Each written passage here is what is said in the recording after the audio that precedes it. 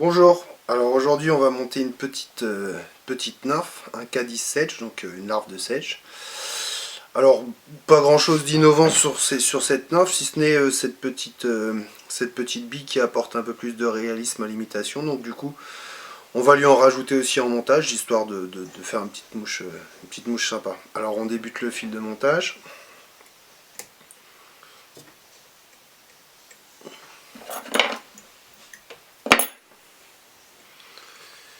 Je prends mon quille, donc je le mouille au préalable pour éviter qu'il casse quand je vais commencer à l'enrouler.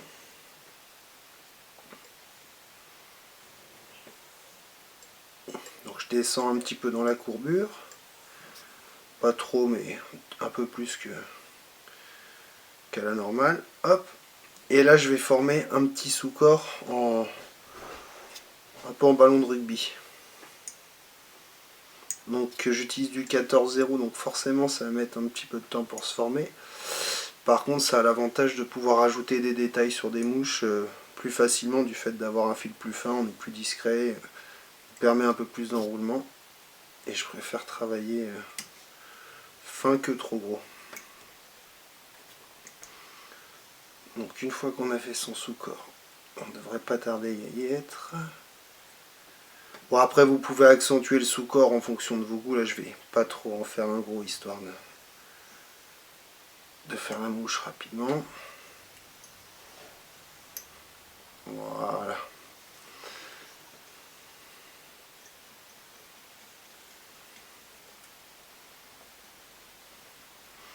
Donc une fois le sous-corps, hop, je prends ma pince. Donc je remouille encore une fois mon air pour pas qu'il casse. Après c'est vraiment une question de là où vous les entreposez. Dans les endroits généralement ils restent assez maniables, mais si l'endroit est trop sec ils deviennent cassants et là ça devient problématique. Donc on veille à avoir des spires bien jolies, bien jointives.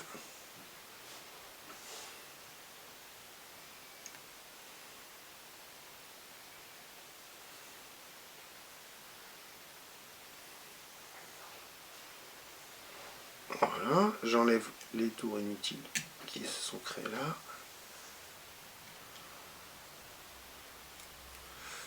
Et je viens bloquer mon corps.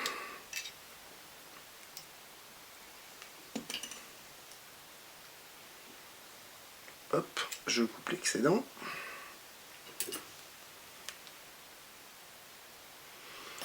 Maintenant, on va y rajouter une petite goutte de résine pour solidifier le corps, histoire qu'au premier coup de dent d'un poisson, il ne se casse pas.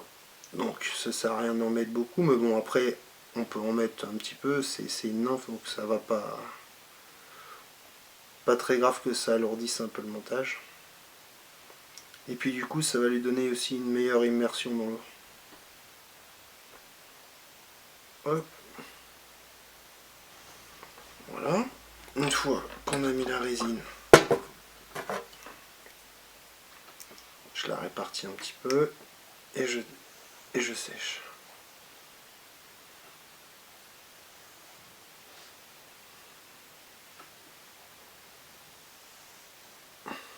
Voilà, première partie.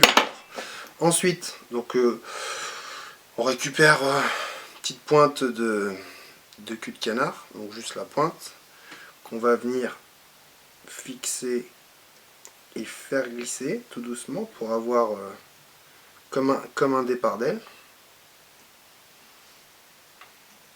Donc je reviens un petit peu.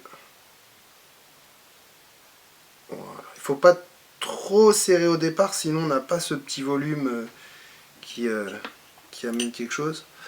Ensuite, on prend la deuxième. On vient faire la même chose de l'autre côté.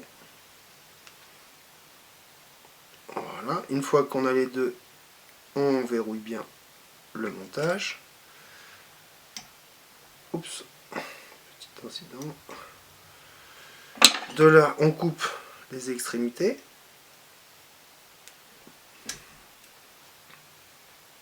Hop.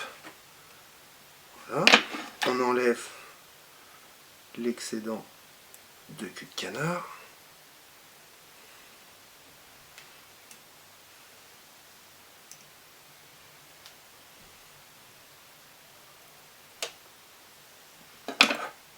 Voilà. Ensuite, on va lui donner un petit peu de volume. Donc, on vient fixer un petit arc d'autruche.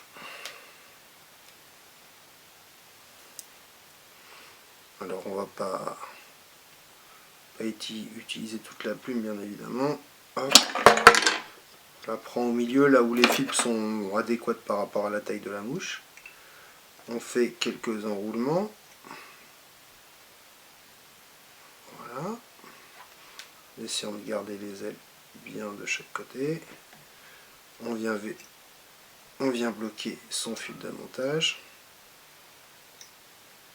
Hop. On plaque les fibres en arrière. Toujours dégager un petit peu la bille. Voilà. Ensuite, on prend 2 fibres de faisan qui vont nous servir à faire les antennes du Poupa. Donc, on regarde au préalable la taille adéquate. Hop, on les rejoint.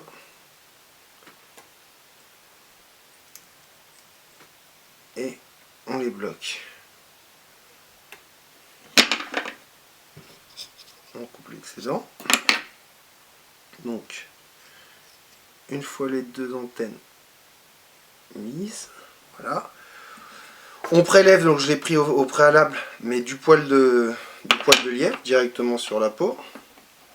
Alors, sans trop de bourre, histoire qu'il soit assez vivant. Et on vient l'écraser. Alors moi je ne mets pas de poids. Je préfère en perdre un petit peu au tournage et en mettre plus que d'avoir de la poids. Donc j'écrase bien le dubbing. Voilà.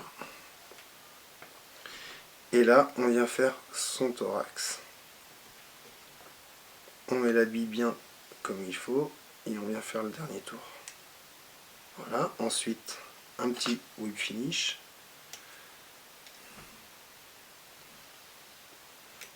Hop.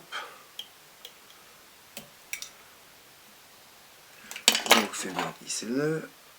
On coupe l'excédent. Après, donc avec une petite plume, une petite brosse, vous venez ébouriffer votre dubbing un petit peu, histoire de lui donner un peu de vie. Voilà. Et ensuite, la petite astuce donc pour les antennes, vous prenez un briquet, vous chauffez un petit peu un endroit arrondi et vous venez juste passer comme ça. Là je vais le faire à froid parce que j'ai pas de briquet, et du coup ça va lui donner sa petite forme arrondie. Voilà, mouche terminée.